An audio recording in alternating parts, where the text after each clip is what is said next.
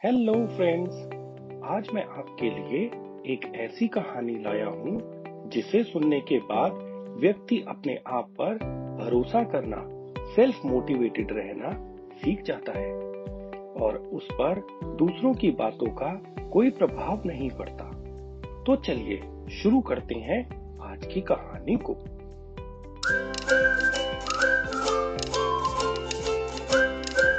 एक बार एक बहुत बुद्धिमानी और दयालु राजा था। वह अपनी प्रजा का बहुत ख्याल रखता था। प्रजा भी उसे बेहद प्यार व आदर देती थी। वह प्रजा की खुशी के लिए खेल, धार्मिक चर्चा और बुद्धिमानी आदि की प्रतियोगिताएं करवाता रहता। सब लोग इन प्रतियोगिताओं को देखने और उनमें भाग लेने के लिए आते। इनसे सबको बहुत अच्छा लगता और सब बहुत खुश रहते। एक दिन जब वह राजा रात को सोया हुआ था, तब उसे एक सपना आया। इस सपने में राजा ने देखा कि किसी दूसरे राजा ने उसके राज्य पर हमला कर दिया है और उसे हरा दिया है। और अब वह राजा अपनी जान बचाने के लिए एक जंगल से दूसरे जंगल में भाग रहा है। अब वह वहां अकेला दुश्मनों और जंगली जानवरों से अपनी जान बचाता हुआ भूखा प्यासा इधर से उधर भटकने लगा।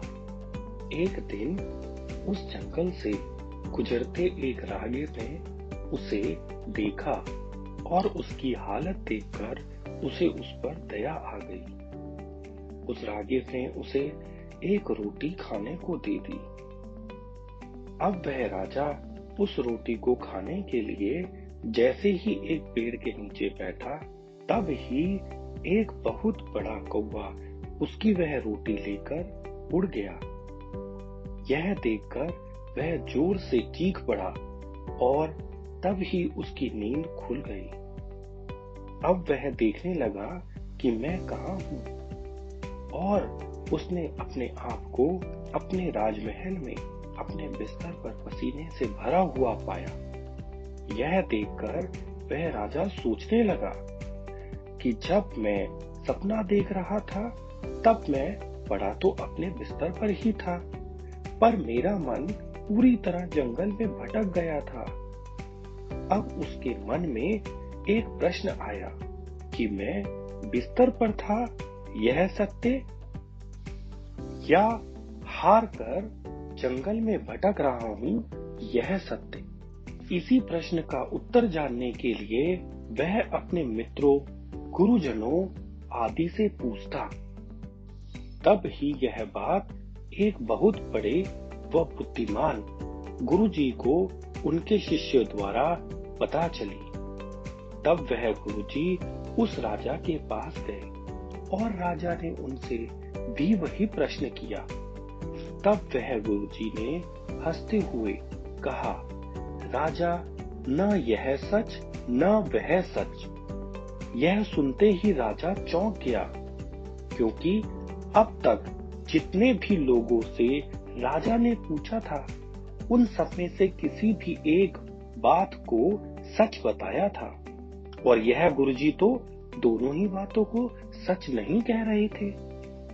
राजा के पूछने पर गुरुजी ने बताया, देखो, जब तुम सपना देख रहे थे, तब तुम अपने राजमहल में ही थे और जंगल में भटकना आदि गलत। और ठीक वैसे ही अगर तुम सोचो कि वास्तव में तुम राजमहल में थे, तो भी तुम मन से तो जंगल में ही थे, तो उस समय राजमहल में होना गलत। तब राजा को और समझाते हुए गुरुजी ने कहा, तुम एक दृष्टा हो जो इन घटनाओं को देख रहा है। तब राजा को समझ आया कि व्यर्थ ही चिंताओं में पड़ने से अच्छा है कि हम अपने काम पर ही फोकस करें। दोस्तों, ठीक उसी राजा की तरह हम लोग भी कई बातों को सोचते रहते हैं, जिनका असल जिंदगी से कोई रिलेशन नहीं होता।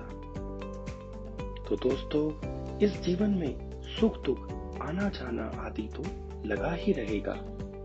लोग कुछ ना कुछ तो कहते ही रहेंगे, परंतु हमें एक दृष्टा की तरह सब चीजों को समझकर अपने कार्य पर फोकस्ड एंड सेल्फ मोटिवेटेड रहकर आगे बढ़ते रहना चाहिए।